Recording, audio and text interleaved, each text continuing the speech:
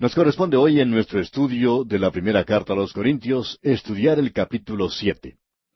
Y en la introducción de nuestro programa anterior a este capítulo, decíamos que a nuestro parecer, el apóstol Pablo está hablando aquí de algo que constituía su propia experiencia.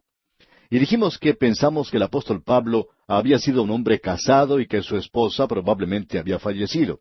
Pablo nunca hizo referencia alguna a ella, pero sí habló en forma tan cariñosa de esa relación que nos hace pensar que sí había sido casado. Ahora, la siguiente cosa que queríamos decir en nuestra introducción no era una pregunta, sino una declaración. Y es que debemos comprender cómo era Corinto en esa época. Porque si no lo hacemos, caemos en la trampa de decir que el apóstol Pablo está ensalzando la condición de soltero sobre la de casado. Uno tiene que comprender lo que ocurría en Corinto en esos días para saber de lo que Pablo está hablando aquí. Vamos pues a leer nuevamente el versículo 1 y también el versículo 2 del capítulo 7 de esta primera carta a los Corintios. Los primeros dos versículos dicen: En cuanto a las cosas de que me escribisteis, bueno le sería al hombre no tocar mujer, pero a causa de las fornicaciones, cada uno tenga su propia mujer y cada una tenga su propio marido. Nosotros debemos entender a Corinto. Esa era una ciudad dominada por los acrocorintos. Cuando uno visita las ruinas de la antigua Corinto, sobre esas ruinas se puede apreciar una gran montaña. Allí estaba la Acrópolis. Se la llamaba Acrocorinto. Era algo bastante elevado.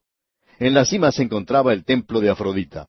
Sobresalía de la ciudad como una negra nube. En ese lugar se encuentra en el día de hoy una fortaleza, mejor dicho, las ruinas de un fuerte usado en el tiempo de las cruzadas. Esas ruinas que se ven hoy son las mismas rocas que se utilizaron en el templo de Afrodita y con las cuales se hizo la edificación de la fortaleza de las cruzadas. Ahora este templo era igual a la mayoría de los templos paganos. El sexo allí era una religión. Allí había 1000 vírgenes vestales, como se las llamaba. Y en aquel templo uno podía obtener comida, bebida y sexo, porque esas vírgenes vestales no eran otra cosa que 1000 prostitutas, y el sexo se llevaba a cabo en el nombre de la religión. De paso diremos que esa era la filosofía de Platón. Hay muchas personas que no se dan cuenta de eso. Un hombre en cierta ocasión dijo: ¿Sabía usted que Sócrates había escrito en un lenguaje muy elevado? Y a veces lo hizo, en verdad, pero él también les dijo a las prostitutas cómo debían portarse. El único pensamiento en esa época era el de liberarse de los deseos del cuerpo. ¿Pero cómo lo hacían? Satisfaciéndolos. Y eso es paganismo. Uno tiene dos filosofías básicas de los griegos: el estoicismo, por medio del cual no se satisface, y el epicureísmo, por medio del cual se satisfacía completamente. En el mundo romano, la esposa no era otra cosa que una simple propiedad. Para lo único que se la quería era para trabajar. Y un hombre generalmente tenía varias mujeres. Una de ellas estaba a cargo de la cocina, otra se encargaba de la limpieza de la casa, mientras que otra se dedicaba a cuidar las ropas. El sexo era algo secundario, porque el hombre iba al templo. Allí es donde encontraba a las muchachas bonitas. Él iba al templo donde se llevaba a cabo ceremonias de fertilidad. Tiene que creer, amigo oyente, que en ese templo es donde tenían lugar todas estas cosas. Uno puede encontrar en el día de hoy entre los beduinos en Israel que ellos tienen varias mujeres. Para ellos es algo práctico. Una de ellas tiene a su cargo el cuidado de las ovejas, otra viaja con el esposo en sus andanzas de un lugar a otro, aún otra permanece en lo que es el centro de sus actividades, su hogar, donde por lo general tienen algunos árboles frutales y donde está la tienda que es su residencia. Podemos ver que este hombre necesita como mínimo 3 mujeres. Y en aquel día en Corinto, eso es lo que ocurría. Ahora Pablo está elevando el matrimonio a su posición más alta, y él nos está diciendo aquí que no debemos hacer lo que acabamos de describir. Uno debe tener a alguien a quien pueda amar. Y este es el hombre que elevó a la mujer de ese lugar de esclavitud en el mundo pagano, en el imperio romano, y la hizo la compañera del hombre, la volvió a colocar en la posición que merecía. Él estaba en Éfeso cuando escribió a los Corintios, y allí estaba ese terrible templo de Diana. Pablo les escribió en otra oportunidad a los Efesios y les dijo: Maridos, amad a vuestras mujeres, así como Cristo amó a la iglesia y se entregó a sí mismo por ella. Ahora quizá alguien diga: sí, pero él también les dijo a las mujeres que debían obedecer a sus esposos. Y me gustaría saber dónde fue que dijo eso. Sí, y alguien también puede decir, no es Efesios 5:25 lo que usted tiene que leer, sino Efesios 5:22, donde dice, las casadas estén sujetas a sus propios maridos. Bien, ¿ha prestado atención alguna vez a esa palabra sujetar? ¿Se ha dado cuenta de lo que en realidad quiere decir? Quiere decir casadas respondan a sus propios maridos, es decir, que deben reaccionar, actuar hacia el hombre. El hombre es el agresor, él es el que da comienzo a cada expresión de amor y la mujer es la que lo recibe. Ella tiene que responder al hombre, no solamente en lo que se relaciona con el sexo, sino mental, espiritual, psicológica y físicamente. El hombre es el agresor, la mujer es la que recibe. Dios los creó de esa manera en el comienzo. Él la creó a ella como una compañera. Ahora, ¿qué es una compañera? Ella es la parte recíproca del hombre. Es la otra parte del hombre. Cuando el esposo le dice, yo te amo, ella responde diciendo, yo te amo. Y cuando en el día de hoy un esposo dice que tiene una esposa fría, él está comunicando algo de sí mismo. Él está diciendo que es un mal esposo y que él es culpable por esa situación. Ahora Pablo en esta ocasión está elevando a la mujer de su anterior estado de esclavitud al de compañera del hombre. Escuche lo que él dice aquí en el versículo 3 de este capítulo 7 de su primera carta a los Corintios. El marido cumpla con la mujer el deber conyugal y asimismo la mujer con el marido. Ella debe reaccionar. Él debe decirle a ella que la ama. Y en el versículo 4 leemos, la mujer no tiene potestad sobre su propio cuerpo, sino el marido. Ni tampoco tiene el marido potestad sobre su propio cuerpo, sino la mujer. O sea que el marido no debe ir al templo de Afrodita. Ese es un pecado en el libro de Pablo y en la palabra de Dios. Él está diciendo aquí que debe quedarse en el hogar. El amor y el sexo tienen que tener lugar en el hogar, dentro del hogar. Y eso es precisamente lo que el apóstol Pablo está diciendo aquí. Y él continúa hablando en el mismo espíritu. El único motivo para el matrimonio es el amor. No el sexo, sino el amor. Y estamos convencidos de que Pablo había conocido el amor de una buena y gran mujer. Otra razón es que cada hombre que hizo algo para Dios en las Escrituras conoció el amor de una mujer. Adán y Eva, por ejemplo, Jacob y Raquel, Booz y Ruth, David y Abigail. Ella fue la que le dijo a David, la vida de mi Señor será ligada en el haz de los que viven delante de Jehová tu Dios. Luego tenemos a Pablo y a una mujer desconocida. Hay otros aspectos de este problema, diremos de paso, de los cuales Pablo habla en este capítulo. Pero vamos a guardar esto para otra oportunidad. Matrimonios mixtos, divorcios y cosas por el estilo. Pero es necesario que comprendamos que el apóstol Pablo está hablando de este tema aquí. Y por tanto, vamos a leer ahora lo que dice aquí el versículo 6 de este capítulo 7 de la primera epístola a los Corintios. Dice, mas esto digo por vía de concesión, no por mandamiento. Ahora, ¿de qué está hablando aquí? Bueno, escuche usted lo que él había dicho antes en el versículo 5. Dice, no os neguéis el uno al otro, a no ser por algún tiempo de mutuo consentimiento, para ocuparos sosegadamente en la oración, y volved a juntaros en uno, para que no os tiente Satanás a causa de vuestra incontinencia. Ahora él no está diciendo que no está escribiendo esto por inspiración. Y hay que tener mucho cuidado cuando leemos esto. Él no está diciendo que no está escribiendo esto bajo la inspiración de Dios. Lo que él dice simplemente es que no es una regla de ningún modo, que esto no es un mandamiento. Él dice al comenzar el versículo 7, quisiera más bien que todos los hombres fueran como yo. Ahora, en esta oportunidad, él ya no tenía una esposa. Él no tenía una para llevar con él. Pero tenía que haber tenido una esposa antes. Y continúa diciendo entonces en el versículo 7, quisiera más bien que todos los hombres fuesen como yo, pero cada uno tiene su propio don de Dios, uno a la verdad de un modo y otro de otro. Hay algunos hombres que están al servicio del Señor y que no se han casado. Algunos no lo han hecho por muchos años, y ellos son de esa manera. Recuerde usted que el Señor Jesucristo dijo que hay eunucos que nacieron así del vientre de su madre, y hay eunucos que se han hecho eunucos por los hombres, y hay eunucos que asimismo se hicieron eunucos por causa del reino de los cielos. O sea que hay muchos hombres que han hecho esa clase de sacrificio. Un pastor dice que cuando él era joven, quería imitar a otro que estaba en el ministerio y que era soltero. Pensaba él que eso era lo mejor, y pensaba que un soltero era una persona que no cometía una equivocación 2 veces. Pero se dio cuenta que eso no era para él. Deseaba tener una esposa y al leer esto, pues piensa que no es una regla, no es un mandamiento. Luego continúa el apóstol Pablo diciendo en los versículos 8 y 9 de este capítulo 7 de su primera epístola a los Corintios: Digo pues a los solteros y a las viudas, que bueno les fuera quedarse como yo, pero si no tienen don de continencia, cásense, pues mejor es casarse que estarse quemando. Aquí él se está refiriendo a los solteros y a las viudas, y está diciendo que ellos pueden hacerlo y que no es una regla. Pero que si no se pueden controlar, entonces mejor es casarse que estarse quemando. Y aquí él se refiere a quemarse de pasión. Y luego él continúa diciendo algo directamente del Señor, y esto sí es un mandamiento. Leamos el versículo 10. Pero a los que están unidos en matrimonio, mando, no yo, sino el Señor, que la mujer no se separe del marido. Si usted está por abandonar a su esposo por cualquier razón, debe permanecer sin casarse. Sigamos leyendo los versículos 11 hasta el 14 ahora. Y si se separa, quédese sin casar o reconcíliese con su marido, y que el marido no abandone a su mujer. Y a los demás yo digo, no el Señor, si algún hermano tiene mujer que no sea creyente, y ella consiente en vivir con él, no la abandone. Y si una mujer tiene marido que no sea creyente, y él consiente en vivir con ella, no lo abandone.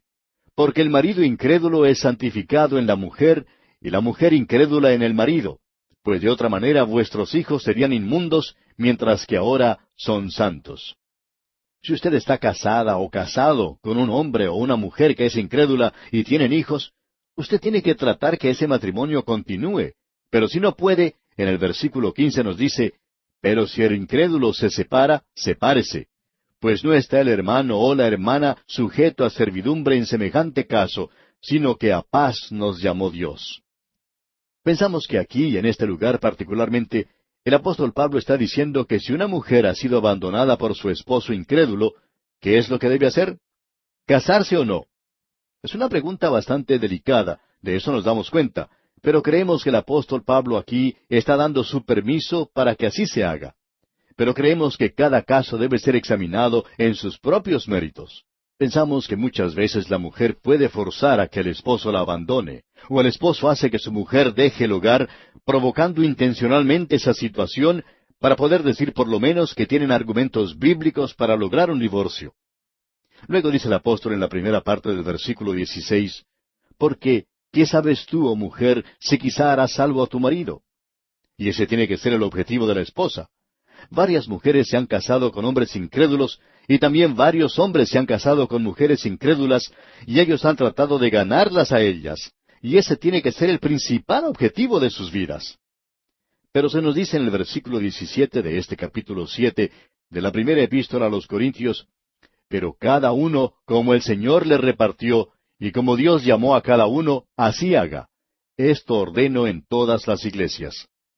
Él está diciendo aquí que usted debe permanecer en la misma forma en que está ahora. Y esa debe ser la respuesta a una pregunta que lamentablemente ha causado muchos dolores, donde algunos ministros o predicadores han aconsejado a ciertas personas que se han divorciado y vuelto a casar, que ellos deben regresar a su primer esposo o esposa. Y no creemos nosotros que haya cosa más trágica que esta en muchos casos. Una señora, por ejemplo, fue a parar a una institución mental, porque alguien le había aconsejado que eso era lo que ella debía hacer.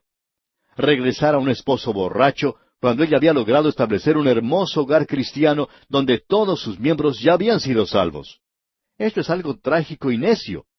Creemos nosotros que es necesario leer una vez más lo que Pablo dice y conocer bien lo que él está diciendo. Eso es lo importante.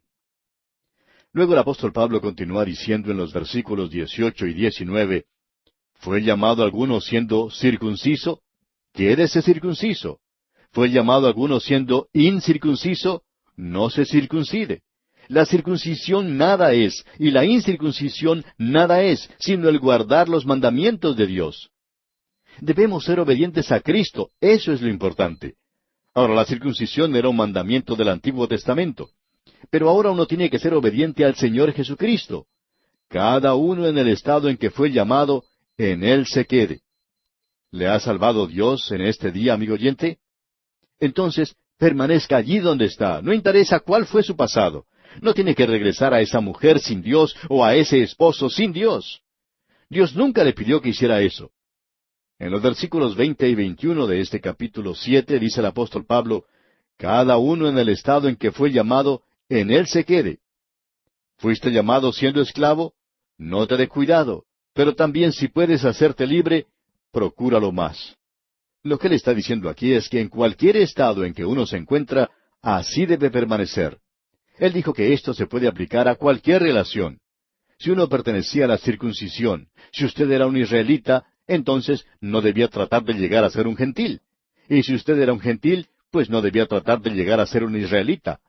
Lo que debe hacer es ir a Cristo, y que no es necesario cambiar su condición, porque podemos apreciar que la circuncisión no era nada, ni tampoco lo era la incircuncisión.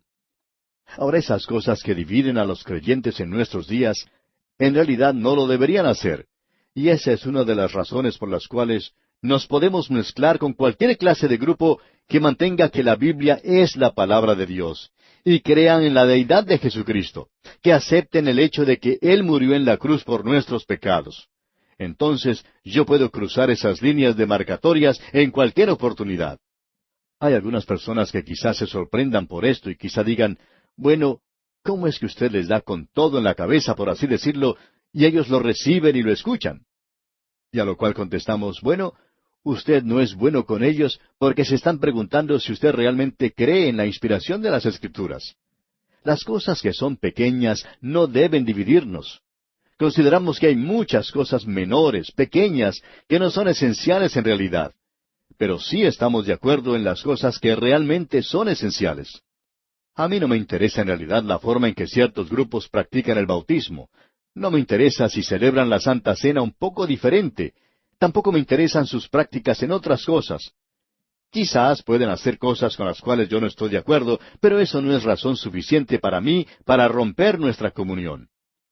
Hay muchas personas, creemos nosotros, que cuando llegan a convertirse, especialmente si son hombres de negocios, tratan de ir a alguna organización cristiana y tratan de abandonar sus negocios y dedicarse por completo a la obra del Señor. Uno de ellos se acercó en cierta oportunidad a su pastor y le dijo, «Pastor, estoy pensando en abandonar mis negocios y dedicarme por completo al servicio cristiano». Y el pastor le respondió, «Bueno, ¿y cuáles son las posibilidades? Si usted es un hombre de negocios que ha sido prosperado, al cual Dios le ha dado un don, ¿cuáles son las posibilidades para que usted sea útil en otra área en particular? Él no tiene planeado para usted que se dedique a la obra cristiana de tiempo completo». Y entonces el pastor leyó estos dos versículos 20 y 21 de este capítulo 7 de la primera epístola a los Corintios. Leámoslos de nuevo. Cada uno en el estado en que fue llamado, en él se quede. ¿Fuiste llamado siendo esclavo? No te dé cuidado, pero también si puedes hacerte libre, procúralo más. Ahora en esa época había esclavos y hombres libres. Ahora si usted era el siervo de un hombre, no trate de salir de esa situación pensando que eso es lo que Dios quiere que usted haga. Puede que no sea así. Quizá usted en el día de hoy esté atado a algún negocio, tal vez ganando dinero. Bueno, posiblemente Dios quiere que usted permanezca donde está. Y ahora que ha llegado a ser un creyente, esa no es razón suficiente para abandonarlo. Y si usted en el día de hoy es una ama de casa, pues no piense que tiene que abandonar lo que está haciendo. Nos damos cuenta que en nuestros días hay muchas amas de casa que piensan que ellas tienen que llegar a ser maestras de la Biblia, o que por lo menos pueden mostrar un interés en eso. Algunas de ellas llegan a mostrarse negligentes en cuanto a sus propios hogares por esa razón. Se dice que Gypsy Smith no creía que las mujeres debían predicar. Y se cuenta que una mujer se acercó a él en cierta ocasión y le dijo, «Gypsy Smith, creo que he sido llamada al ministerio». Y él le hizo a ella una pregunta muy pertinente. Él tenía una manera de hacer eso y le dijo, «¿Es usted casada?» Y ella contestó, «Sí». «¿Y cuántos hijos tiene?» Ella dijo, «5». Entonces él le dijo, «Bueno, eso es maravilloso. Dios la ha llamado a usted al ministerio y ya le ha dado su congregación. Esa es su congregación». Amiga oyente o amigo oyente, no trate usted de salir del lugar en el cual está simplemente porque se ha convertido, porque ha aceptado al Señor Jesucristo. Y bien, aquí vamos a detenernos por hoy porque nuestro tiempo ya se ha agotado.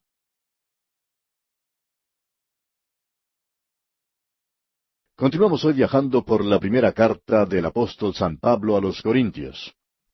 Y nos encontramos en el capítulo 7.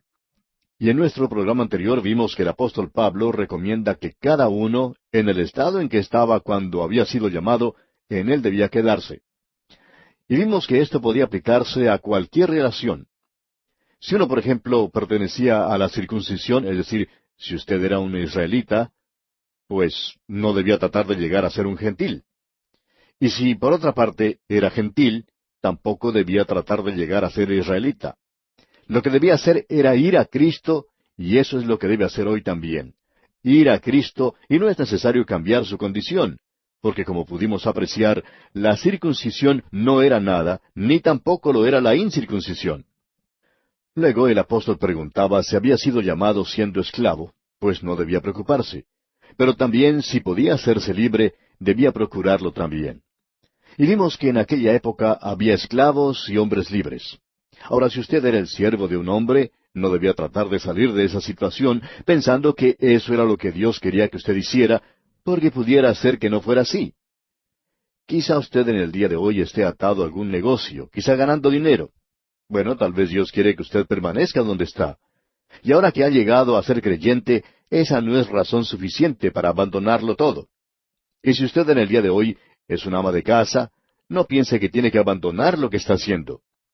Nos damos cuenta que en nuestros días hay muchas amas de casa que piensan que ellas tienen que llegar a ser maestras de la Biblia o que por lo menos pueden mostrar un interés en eso. Algunas de ellas hasta se han mostrado negligentes en cuanto a sus propios hogares por esa razón. Se dice que Gypsy Smith no creía que las mujeres debían predicar. En cierta ocasión, una señora se acercó a él y le dijo, «Gypsy Smith, creo que he sido llamada al ministerio». Y el señor Smith le hizo una pregunta muy pertinente. Él tenía una manera de hacer eso y le dijo, «¿Es usted casada?» Y ella contestó, «Sí». «¿Y cuántos hijos tiene?», le preguntó el señor Smith. Ella dijo, «5». Entonces él le dijo, «Bueno, eso es maravilloso. Dios la ha llamado a usted al ministerio y ya le ha dado su congregación». Sí, amigo oyente, esa era su congregación. No trate pues usted, amigo oyente o amiga oyente, de salir del lugar en el cual está simplemente porque se ha convertido. Y ahora leemos en el versículo 23 de este capítulo 7 de la primera carta del apóstol Pablo a los Corintios, «Por precio fuisteis comprados, no os hagáis esclavos de los hombres». Ahora que usted ha sido redimido, no trate de llegar a ser esclavo de alguna otra persona. Y esa podría ser la respuesta a una pregunta de una joven camarera de un bar que se convirtió. El cristianismo era algo completamente nuevo para ella. Ella se preguntaba si tenía que abandonar lo que estaba haciendo. Pensaba que no era bueno y no se sentía bien en cuanto a su trabajo. Ella fue a hablar con el pastor de su iglesia y le preguntó qué era lo que debía hacer. El pastor le contestó que esa era una decisión que ella misma tenía que hacer, que nadie más podía decidir por ella, pero que si ella se sentía persuadida por sí misma a hacerlo, entonces tendría que abandonar ese trabajo. Y si usted me hace una pregunta como esa directamente, amigo oyente, yo puedo decir que tendría que dejar esa clase de trabajo. Pero no lo debe hacer porque alguien se lo dice, sino porque usted está convencido que debe dejarlo. Y eso fue lo que ella hizo. Dejó ese trabajo. Y no pasaron 2 semanas después de haberlo dejado cuando ella consiguió un nuevo trabajo. O sea que el Señor suplió la necesidad otra vez. El apóstol dice aquí, «Por precio fuisteis comprados, no os hagáis esclavos de los hombres». Y llegamos ahora al versículo 24, donde leemos, «Cada uno, hermanos, en el estado en que fue llamado, así permanezca para con Dios». Eso es lo importante. Cuando uno se convierte, cualquier cosa que uno esté haciendo o lo que uno sea, ¿puede en esa posición en la que se encuentra ser libre en su relación con Dios? ¿Lo pone usted a Él en el primer lugar? Ahora Pablo hablará de eso en lo que sigue de este capítulo 7. Y él va a contestar la segunda pregunta que ellos le hicieron y que está relacionada con la primera de ellas. Todo esto debe ser observado bajo el punto de vista de las circunstancias locales. Debe ser observado según lo que era Corinto en esa época. Y luego tenemos que interpretar eso según nuestras propias circunstancias. La segunda pregunta era que Corinto era un lugar muy corrupto, y el hombre era corrupto en ese sitio. En cualquier ocasión en que la mujer llega a ser corrupta, entonces el hombre también lo será. Eso siempre ha sucedido así. Así es que surgió esta pregunta entre los creyentes en Corinto, entre los padres que tenían hijas adultas de edad para contraer matrimonio. ¿Qué es lo que debían hacer ellos? Antes de haberse convertido, ellos conocían a los hombres borrachos que llegaban a Corinto y hacían sus viajes al templo de Afrodita, y que en ese lugar se asociaban con las prostitutas. ¿Qué deberían hacer sus hijas? ¿Qué debían hacer las jóvenes cristianas solteras? En el versículo 25 él contesta esta pregunta y comienza diciendo, en cuanto a las vírgenes. Ahora, en algunas traducciones se ha dicho hijas vírgenes, para distinguirlas de las otras que mencionamos anteriormente. Y creemos que eso clarifica mucho esto porque en realidad es de eso que él está hablando aquí. Él dice, en cuanto a las vírgenes, no tengo mandamiento del Señor. Esto revela que Pablo conocía los mandamientos del Señor Jesucristo y qué era lo que él enseñaba. Sin embargo, él dice específicamente aquí que en cuanto a las vírgenes no tiene mandamiento del Señor. Pero, dice él, doy mi propio parecer. Y escuche lo que dice en la segunda parte del versículo 25 de este capítulo 7 de la primera carta a los Corintios. Mas doy mi parecer como quien ha alcanzado misericordia del Señor para ser fiel. Pablo está diciendo, yo doy mi parecer, expreso mi opinión, emito mi juicio en cuanto a este asunto, como quien ha alcanzado misericordia del Señor para ser fiel. Él les dice que él da su opinión como un juez capacitado porque había obtenido la misericordia de Dios y quería ser fiel a Dios. En otras palabras, esta era la base que él tenía para decir que nosotros debemos dejar que los creyentes juzguen nuestros asuntos porque ellos conocen la misericordia de Dios, ellos la han obtenido. Y él considera que él tiene las habilidades que un juez debe tener, como les había dicho en el capítulo 6. Él pues ha alcanzado la misericordia de Dios y quiere serle fiel. Por eso él quiere ahora dar su parecer. ¿Y cuál es su opinión? Él dice en el versículo 26 de este capítulo 7 de la primera epístola a los Corintios, tengo pues esto por bueno a causa de la necesidad que apremia. Ahora, esta necesidad que apremia era la terrible situación que reinaba en Corinto y la que Pablo sabía que no iba a durar. Alguien quizá pregunte, ¿cree usted que esta excesiva inmoralidad, que este desacato a las leyes continuará? No puede continuar, amigo oyente, porque si continúa, acabará con nuestros hogares y destruirá totalmente nuestras naciones. Y entonces sí que habrá terminado todo, por cierto. Pero en el presente es una necesidad que apremia. Y creemos que él se está refiriendo a la situación que existía en Corinto, y él continúa diciendo en la segunda parte del versículo 26, que hará bien el hombre en quedarse como está. O sea, debido a esta necesidad que apremia, será mejor que el hombre se quede como está. Y continúa diciendo en el versículo 27 de este capítulo 7 de la primera epístola a los Corintios, ¿estás ligado a mujer? No procures soltarte. ¿Estás libre de mujer? No procures casarte. Ahora, ¿qué es lo que él está diciendo aquí? Bueno, sencillamente que en la situación actual que apremia, siendo que usted ha llegado a Cristo en un momento tan difícil como este, si está ligado a mujer, quédese con ella. Si ella es incrédula, debe quedarse con ella tanto como pueda. Ahora, ¿es usted soltero? ¿Está libre de mujer? Pues entonces, debido a esta necesidad que apremia, con la tremenda inmoralidad que hay, lo mejor es permanecer soltero. Eso es lo que Pablo está diciendo. Pero él aclara que este es su parecer. Y continúa diciendo en la primera parte del versículo 28, mas también si te casas, no pecas. En realidad no es un pecado, no es algo pecaminoso el casarse. Luego sigue diciendo en la segunda parte del versículo 28, y si la doncella, es decir, la hija virgen, se casa, no peca, pero los tales tendrán la aflicción de la carne, y yo os la quisiera evitar. Lo que Pablo está diciendo es que si sigue su consejo, se ahorrará un gran dolor de cabeza. Créame, amigo oyente, que el mar del matrimonio es un mar encrespado para cualquier persona en el día de hoy. El número de divorcios en una zona del estado de California en los Estados Unidos es igual al de los matrimonios, y si llegara a superar al de los matrimonios, entonces no sabemos qué pasará. Y la situación en nuestros países de América Latina no es muy diferente. Tal vez en su país no existe el divorcio, amigo oyente, pero eso no ha detenido el desmoronamiento de la familia. Esto revela que nosotros también nos encontramos en una necesidad que apremia. Pablo dice que a causa de la necesidad que apremia, hay varias cosas que él quiere mencionar, y él las menciona a continuación. Bajo la necesidad que apremia, el tiempo es corto y hay una urgencia, algo que debe hacerse inmediatamente. Esto no solo corresponde al matrimonio, sino que se aplica a otras cosas también. Y él va a mencionar 5 de esas cosas que son necesarias, todas inevitables, y son la experiencia común de los hombres en este mundo. Permítanos que se las mencionemos a continuación. El matrimonio, el dolor, el gozo, los negocios y el mundo en general. Con todas estas cosas, nosotros tenemos un tipo de relación. Notemos entonces lo que Pablo dice. Usted no puede evitar esto. El matrimonio es el primero. Pablo dice, el casarse está bien, pero recuerde que usted va a tener problemas. Y esto es algo que uno trata de mencionar siempre que tiene oportunidad de aconsejar a los jóvenes.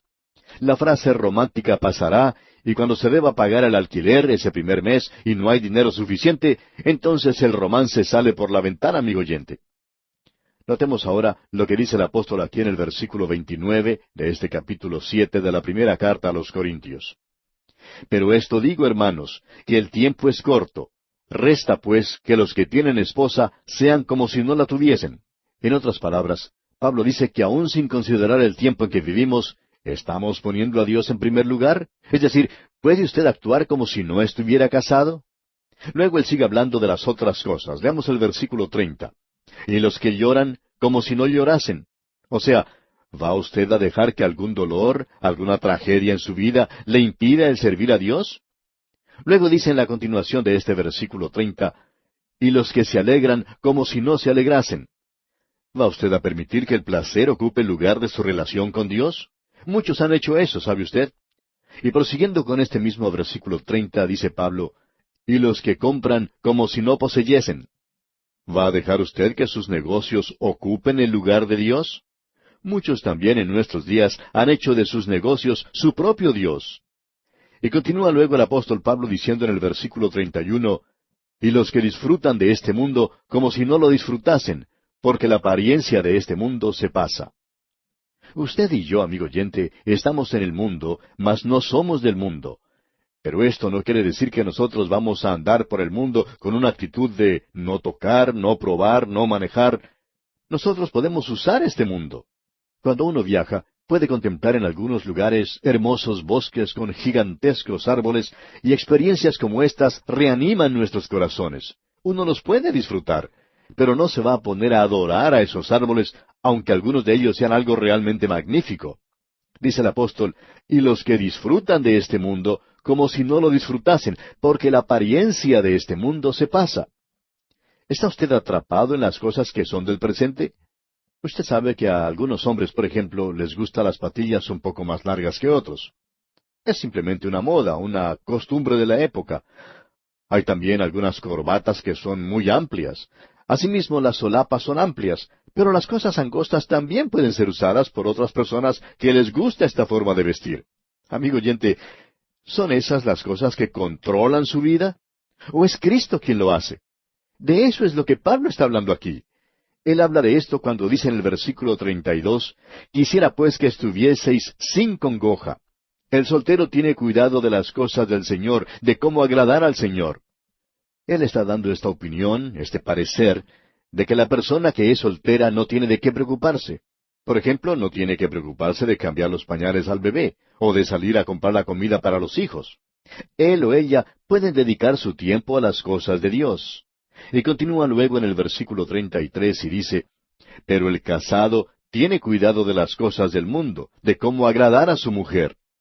Y eso es algo normal, natural, y no está mal hecho. Pablo no está diciendo eso. Lo que sí está diciendo Pablo es que ¿ha colocado usted a Dios en el primer lugar en su vida? A eso es que se está refiriendo Pablo. Bueno, no vamos a continuar hablando de esto, pero vemos que Pablo está dejando bien en claro que lo importante aquí es el poner a Dios en el primer lugar, y que eso tiene que ser el factor predominante en la vida de cada persona en una relación matrimonial. Ahora, ¿puede usted poner a Dios primero en su matrimonio? No nos interesa lo espiritual que usted crea que es. Si usted no está poniendo a Dios en el primer lugar en su matrimonio, entonces ese matrimonio no es un matrimonio ideal de creyentes. Y eso es lo que Pablo está diciendo aquí en forma bien clara. Y lo que él dice aquí es que esta es su opinión. Luego en el versículo 35 dice el apóstol, esto lo digo para vuestro provecho. Y luego vuelve a presentar su propio parecer, expresa sus sentimientos en este asunto. Ahora veamos lo que dice aquí en el versículo 40 de este capítulo 7 de su primera epístola a los Corintios. Pero a mi juicio, más dichosa será si se quedare así. Y pienso que también yo tengo el Espíritu de Dios. Pablo dice, este es mi consejo para usted y esta es la forma en la que se debe hacer. Lo importante en la relación matrimonial no es si es legal o no, o si sus amigos o la iglesia lo aprueba, sino lo importante es, ¿puedo yo servir a Dios? ¿Lo estoy poniendo a Él en el primer lugar en mi vida? Hay muchos de aquellos llamados matrimonios cristianos que no están poniendo a Dios en el primer lugar en sus vidas. Ellos sí se están llevando bien y no están yendo a los tribunales para lograr un divorcio. Pero eso no es lo ideal. De eso es lo que Pablo está hablando en este capítulo. Y así concluimos nuestro estudio de este capítulo 7 de la primera carta a los Corintios. Llegamos ahora al capítulo 8. Hasta aquí hemos visto que Pablo ha enfrentado esta cuestión del matrimonio y el asunto del sexo de frente, de una manera audaz. Habló desde el punto de vista del matrimonio y del divorcio, y tuvo que ver también con las relaciones dentro del matrimonio. Y Pablo elevó todo esto a un nivel muy destacado. Ahora recordemos que él estaba contestando las preguntas que la iglesia de Corinto le había enviado. También tenían otras preguntas, algunas de ellas aquí en el capítulo 8, que tenían que ver con la libertad cristiana y que continúan hasta el capítulo 11. Ellas tratan diferentes aspectos. Aquí en el capítulo 8 se habla de las dietas, de las viandas, si uno debe comer carne o no, y la libertad que tiene que tener un hijo de Dios en este asunto en particular. Ahora esperamos que esto llegue a ser de mucha ayuda y bendición al observar lo que Pablo dice y considerar lo que nos está diciendo. También reconocemos que Pablo en esta primera sección está hablando a los corintios y los llama carnales, niños en Cristo, y que estas cosas son carnalidades a las que él tiene que referirse. Pero vemos aquí que esta iglesia vive, se mueve y tiene su ser en la misma manera en que lo es en la actualidad. Por tanto, todo esto es pertinente a nuestra propia iglesia, ya que también es carnal y nosotros estamos en ella, y estas cosas han llegado a ser más importantes que las cosas espirituales. Y nosotros queremos tratar de este asunto de la misma manera en que lo hizo Pablo. Creemos que este tema es tan controversial como el que acabamos de ver del matrimonio y el divorcio. Uno puede apreciar que la dieta es una moda para muchas personas. Algunos lo hacen por cuestiones de salud, porque el médico se los ha indicado. Por tanto, la dieta llega a ser algo muy importante para esas personas. Pero también es interesante notar que es muchas veces parte esencial del ritual de muchos cultos y sectas en el día de hoy. Uno puede ver que la mayoría de ellos tienen algo que ver con dietas. Y es algo interesante notar que Dios le dio a Israel en la antigüedad ciertas restricciones sobre el comer la carne de los animales. Ahora, la prueba externa en los animales era de si tenían hendidura, de 2 uñas y si rumiaban.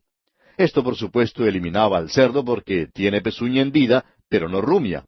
Y había cierto tipo de aves que habían sido designadas por nombre por Dios y que los judíos no debían comer. Eso lo vemos allá en el capítulo 14 del libro de Deuteronomio y también en el libro de Levítico, donde se nos da una lista. En Deuteronomio capítulo 14, versículo 12, por ejemplo, dice, «Y estas son las que no podréis comer, el águila, el quebrantahuesos, u ocífrago, el azor». Y en el versículo 13 también se menciona el gallinazo, el milano, según su especie.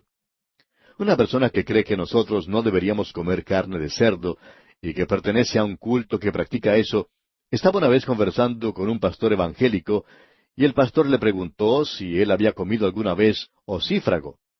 ¿El qué?, preguntó. Ocífrago, le dijo el pastor. Yo ni siquiera sabía o ni siquiera había oído hablar de eso. ¿Qué es? Bueno, le dijo el pastor, lo mejor es que aprenda lo que es porque puede haberlo comido alguna vez. Si usted me viene a visitar alguna vez, yo le puedo servir un plato de ocífrago. Y si lo come, estará usted tan mal como si estuviera comiendo cerdo. ¿Cómo le parece, amigo oyente? Él no sabía lo que era un ocífrago. Conocía bien lo que era un cerdo y no lo quería tocar. Pero quizá en alguna oportunidad podría haber comido ocífrago. Aunque creemos que no, porque no creemos que ese tipo de carne sea muy bueno para comer. Pero el Señor le puso fuera del grupo de las cosas que su pueblo podía comer. Ahora, ¿por qué le dio Dios esa prohibición a ellos? Bueno, lo deja muy en claro allá en Deuteronomio capítulo 14, versículos 1 al 3, donde dice, Hijos sois de Jehová vuestro Dios, no os sajaréis, no os raparéis a causa de muerto, porque eres pueblo santo a Jehová tu Dios, y Jehová te ha escogido para que le seas un pueblo único de entre todos los pueblos que están sobre la tierra. Nada abominable comerás. Así es que Dios entonces les señaló una dieta, y esa dieta es importante. Hay mucha diferencia entre comer cerdo y cordero, por ejemplo, y aun los médicos recetan dietas. Algunas carnes no deben comerse y se incluyen también algunos peces. Bueno, lamentablemente, amigo oyente, nuestro tiempo ha concluido hoy, así que tenemos que detenernos aquí. Pero continuaremos en nuestro próximo programa.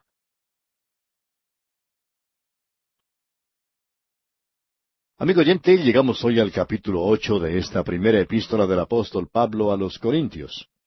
Y en nuestro programa anterior estábamos haciendo alguna introducción, pero lamentablemente se nos terminó el tiempo. Y decíamos que el apóstol Pablo estaba aquí contestando las preguntas que la iglesia de Corinto le había enviado. También tenían algunas otras preguntas que se consideran aquí en el capítulo 8 y que continúan en consideración hasta el capítulo 11 y se relacionan con la libertad cristiana. Ellas tratan diferentes aspectos. Aquí en el capítulo 8, por ejemplo, se habla de las dietas, de las viandas, si uno debe comer carne o no, y la libertad que tiene que tener un hijo de Dios en este asunto en particular. Esperamos que esto llegue a ser de mucha ayuda y bendición al observar lo que Pablo está diciendo y considerar lo que nos dice a nosotros también. Asimismo, reconocemos que Pablo, en esta primera sección, está hablando a los corintios y los llama carnales, niños en Cristo, y que estas cosas son carnalidades a las que él se tiene que referir. Pero vemos aquí que la iglesia en Corinto vive, se mueve y tiene su ser en la misma manera en que lo es la iglesia de la actualidad. Por tanto, todo esto es pertinente a nuestra propia iglesia, ya que también es carnal y nosotros estamos en ella. Y estas cosas han llegado a ser más importantes que las cosas espirituales. Y nosotros queremos tratar este asunto de la misma manera en que lo hizo Pablo. Dijimos que a nuestro parecer este tema es tan controversial como el que vimos anteriormente y que trataba del matrimonio y el divorcio. Uno puede apreciar que la dieta es una moda para muchas personas. Algunos lo hacen por cuestiones de salud, porque el médico se lo ha indicado. Por tanto, la dieta llega a ser algo muy importante para esas personas. Pero también es interesante notar que es muchas veces parte esencial del ritual de muchos cultos y sectas en el día de hoy. Uno puede ver que la mayoría de ellos tienen algo que ver con dietas. Es algo interesante notar que Dios le dio a Israel, por ejemplo, en la antigüedad, ciertas restricciones sobre el comer la carne de los animales.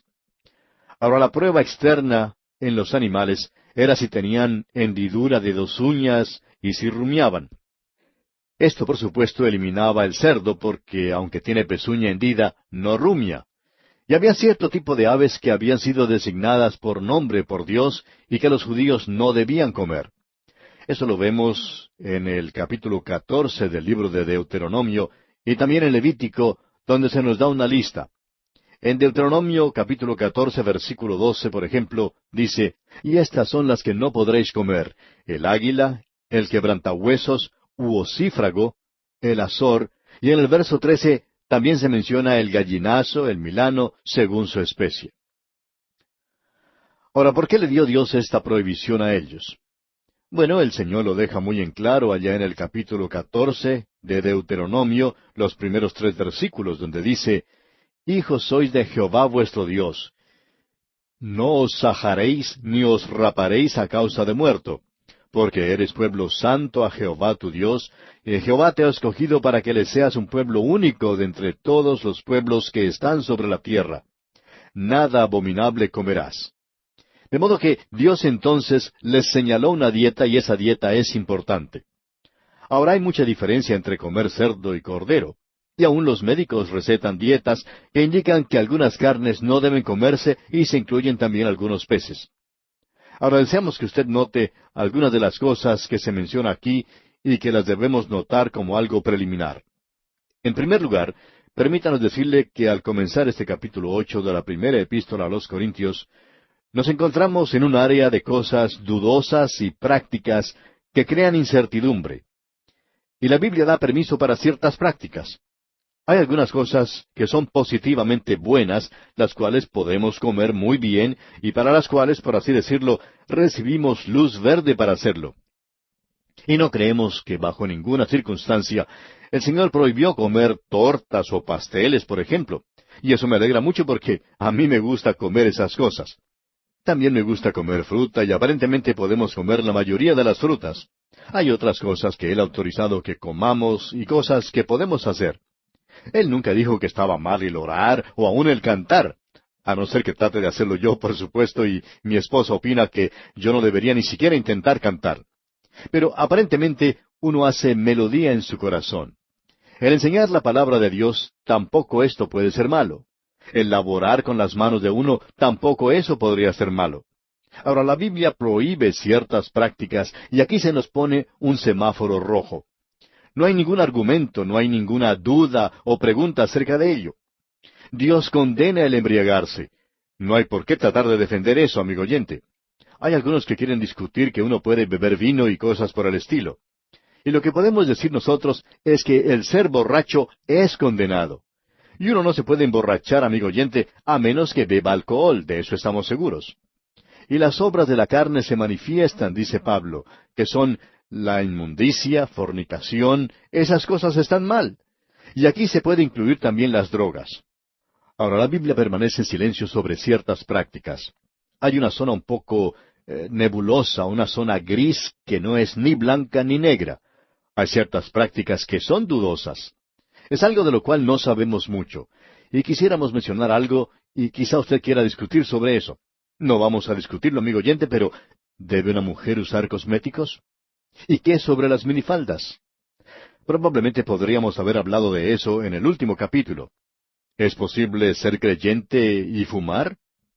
Ahora, no estamos contestando ninguna de estas preguntas, pero todo lo que estamos tratando de decir es que estas cosas entran en esa zona donde se encuentran las cosas que son dudosas. En algunas iglesias, por ejemplo, se dice que ir a la playa entre jóvenes de ambos sexos está mal hecho, pero que el fumar está bien. Mientras que en otros lugares se piensa que el ir a la playa entre jóvenes de ambos sexos está bien, pero que el fumar está prohibido. Y si uno lo llega a hacer, pues puede ser apartado de ciertos círculos. Estas son reglas que han sido instituidas por los mismos creyentes. Pueden ser buenas como pueden ser malas. Y nosotros ni siquiera vamos a discutir eso en el día de hoy porque queremos que usted vea un principio que se menciona aquí. Hay aún otra consideración preliminar. Queremos desarrollar esto porque estimamos que es importante. Si uno no llega a ver estos antecedentes, entonces puede perder de vista todo lo que estamos mencionando. Y es sencillamente eso. El mejor lugar para comer en Corinto no era un restaurante de primera categoría, sino en el área del templo. Lo mismo ocurría con la carne. La mejor se conseguía en los negocios operados por el templo. Uno puede ver que en la ciudad de Corinto, y este es el antecedente que queremos resaltar, la gente compraba la carne que había sido ofrecida en sacrificio. Ellos ofrendaban un buey y siempre se ofrecía el mejor animal, y cuando la carne había sido ofrecida a los ídolos, no permanecía en ese lugar mucho tiempo, porque ellos pensaban que el espíritu del ídolo se comía el espíritu de la carne y así terminaba esa comida. Por tanto, ellos tomaban esa carne y la llevaban al mercado para venderla. Ahora, si uno quería comprar de la mejor carne, pues tenía que ir a uno de esos lugares en Corinto. Allí conseguía la misma carne que había sido ofrendada a los ídolos. Los de Corinto le escribieron pues al apóstol Pablo diciéndole que había algunos que se habían ofendido por esto. Ellos a veces eran invitados a comer en la casa de una familia creyente y les servían un magnífico pedazo de carne y durante la conversación decían que la carne era magnífica y preguntaban dónde la habían conseguido. Ahora, cuando se les decía que la habían comprado al carnicero del templo, esta gente se ofendía mucho y no quería comer nada que hubiera sido ofrecido a los ídolos. Y Pablo va a hablar sobre este asunto aquí. ¿Debe uno comer las cosas que habían sido ofrecidas a los ídolos así? Ese era el problema en Corinto, porque algunos de ellos, con esa clase de antecedente, Quizá habían salido de la idolatría y se ofendían con esta clase de cosas. Otros no le daban ninguna importancia. Escuchemos pues lo que dice Pablo cuando discute este asunto en la ciudad de Corinto.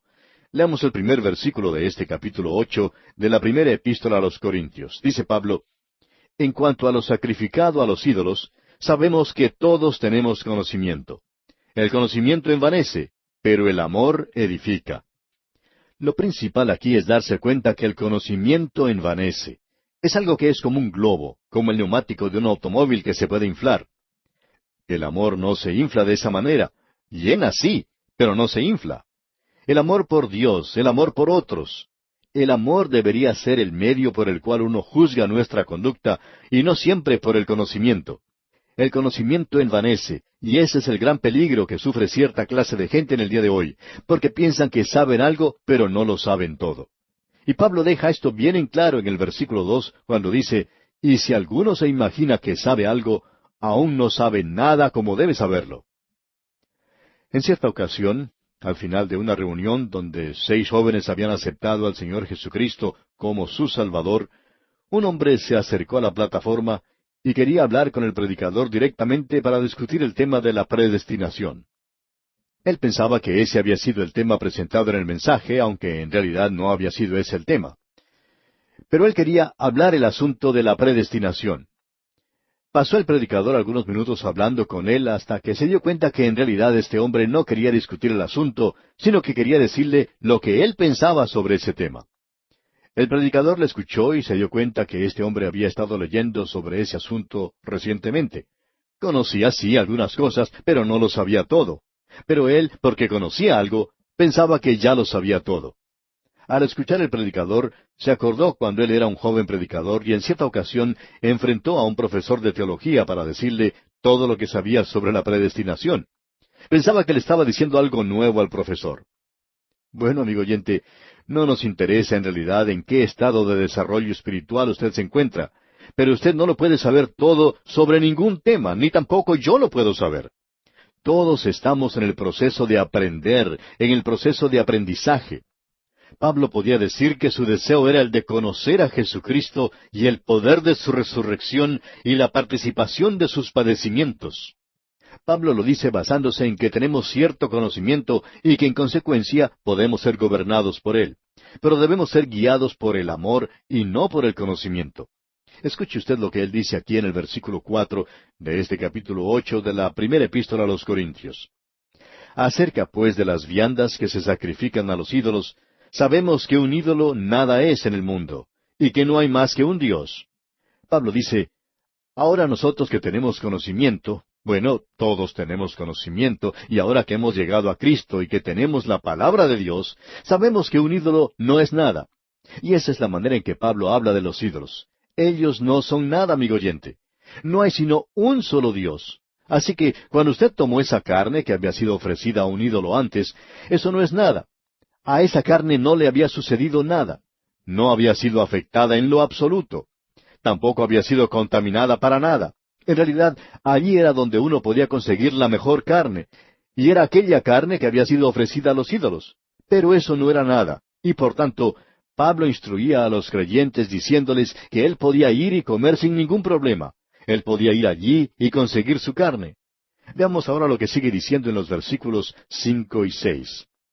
Pues aunque haya algunos que se llamen dioses, sea en el cielo o en la tierra, como hay muchos dioses y muchos señores, para nosotros, sin embargo, solo hay un Dios, el Padre, del cual proceden todas las cosas, y nosotros somos para Él. Y un Señor, Jesucristo, por medio del cual son todas las cosas, y nosotros por medio de Él. Esas cosas son simplemente llamadas dioses. Y en esa ciudad de Corinto existía un templo a Apolos, y uno puede visitar las ruinas del templo en el día de hoy, y al hacerlo, quizá pueda pensar en este pasaje de las Escrituras, que allí se había ofrecido sacrificios a Apolos. En ese lugar existe una gran imagen, un ídolo de Apolos. Pero eso no es nada. Si la carne había sido llevada del matadero y colocada a la venta en la carnicería, o si se había conseguido de la carne que había sido ofrecida a un ídolo y colocada a la venta en el mismo lugar, eso no tendría que hacer o establecer ninguna diferencia, porque el ídolo no es nada. Y ningún creyente que tenga un poquito de instrucción puede pasar por alto eso. Son simplemente llamados ídolos. Escucha ahora lo que dice Pablo. Para nosotros, sin embargo, solo hay un Dios. Esa es la afirmación de Pablo para nosotros. Y en el versículo 7, en su primera parte, dice, pero no en todos hay este conocimiento. Usted puede ver que hay personas que se creen creyentes muy espirituales y que se separan, y en realidad están demostrando que son personas que no tienen mucho conocimiento. Dicen, ahora usted no puede hacer eso. Pero un momento, ¿qué es lo que quiere decir con eso de que no lo puedo hacer? Bueno, él piensa que usted no lo puede hacer. Y había muchos en Corinto que estaban ofendidos por estas personas que los invitaban a comer y luego les ofrecían carne que había sido sacrificada a los ídolos. Ellos sabían que los ídolos no eran nada, pero los otros, aquellos que eran separados y apartados, decían que ellos no lo tocarían. Esa separación, amigo oyente, no era debido a la espiritualidad, sino más bien a la ignorancia. Y Pablo dice, continuando en el versículo 7, en su segunda parte, porque algunos, habituados hasta aquí a los ídolos, comen como sacrificado a ídolos, y su conciencia, siendo débil, se contamina. Estos eran los débiles. Ellos eran en realidad los creyentes carnales, y se ofendían fácilmente por esta clase de cosas. Ellos criticaban. La chismografía de ellos era especial para esta clase de situación. Pablo presenta en el versículo 8 un gran principio entonces y dice, si bien la vianda no nos hace más aceptos ante Dios, pues ni porque comamos seremos más, ni porque no comamos seremos menos. La carne no tiene nada que ver con esto. Usted recuerda que Simón Pedro estaba en ese grupo. Él había sido educado pensando que había ciertas cosas que eran inmundas. Y cuando un gran lienzo con animales bajó del cielo y el Señor le dijo, levántate, Pedro, mata y come, Simón Pedro dijo, Señor, no. Ahora él decía, Señor, pero al mismo tiempo no le estaba obedeciendo. Él dijo, porque ninguna cosa común o inmunda he comido jamás. Pero entonces el Señor le dijo, lo que Dios limpió, no lo llames tú común. Ahora ya no hace Dios la distinción que había antes entre los animales inmundos y los limpios. Usted puede comer de cualquier animal que quiera. En algunos lugares hay personas que comen serpientes de cascabel. Ahora, si usted va a tener una serpiente para la cena, pues, amigo oyente, no me invite por favor a mí porque, bueno, no lo podría comer. Ahora, eso no tiene nada que ver con religión, solo tiene que ver con un estómago débil. Yo no creo que podría comer algo así. Y este es un gran principio, amigo oyente, el comer o no comer carne. La carne no nos hace más dignos ante Dios. Usted puede hacer como le plazca en este asunto. Esa es la libertad que tiene el creyente. Notemos ahora el versículo 9 de este capítulo 8 de la primera epístola a los Corintios. Pero mirad que esta libertad vuestra no venga a ser tropezadero para los débiles. Ahora esto ya no es asunto de la comida después de todo, sino que es algo que concierne a los demás. Usted tiene la libertad de comerlo, pero ¿qué en cuanto a los demás? Usted tiene el conocimiento, pero ¿tiene el amor? ¿Y qué efecto puede tener eso en el hermano débil? Veamos lo que nos dice en el versículo 10 el apóstol Pablo. Porque si alguno te ve a ti, que tienes conocimiento, sentado a la mesa en un lugar de ídolos, la conciencia de aquel que es débil, ¿no será estimulada a comer de lo sacrificado a los ídolos? Suponemos que una de las razones por las cuales aquellos cristianos que están en una posición de liderazgo no deberían hacer ciertas cosas es por el ejemplo que están llamados a dar. Estoy seguro de que yo puedo ir a ciertos lugares a los cuales no voy, y en realidad ni tengo deseo alguno de hacerlo. Ahora, ¿acaso lo hago porque es malo? Bueno, no nos vamos a poner a discutir este asunto, amigo oyente, porque no es cuestión de conocimiento. Yo estoy convencido de que hay muchas cosas que puedo hacer, pero no las hago. ¿Por qué? Porque está relacionado con otras cosas. Y yo no quiero hacer tropezar al hermano débil. Quizá éste, siguiendo mi ejemplo, pronto irá a los mismos lugares y quizá hasta estará bailando una de esas danzas modernas. Y yo no quiero ser responsable de eso porque él es un hermano débil. Y usted puede apreciar eso, ¿verdad? Ahora Pablo dice aquí en el versículo 11 de este capítulo 8 de la primera carta a los Corintios, y por el conocimiento tuyo se perderá el hermano débil por quien Cristo murió. Usted puede ver que ahora nos guiamos por un principio diferente. No es cuestión de si está bien o mal. La cuestión es, ¿qué efecto puede tener eso en un hermano débil, en un amigo o en el vecino? De modo que usted puede ver que el conocimiento, después de todo, es una cosa bastante peligrosa. Está relacionado con la forma o la manera en que uno lo hace, y eso es motivación. Bueno, amigo oyente, vamos a detenernos aquí porque nuestro tiempo ya ha tocado a su fin. Vamos a concluir, Dios mediante, este capítulo 8 en nuestro próximo programa.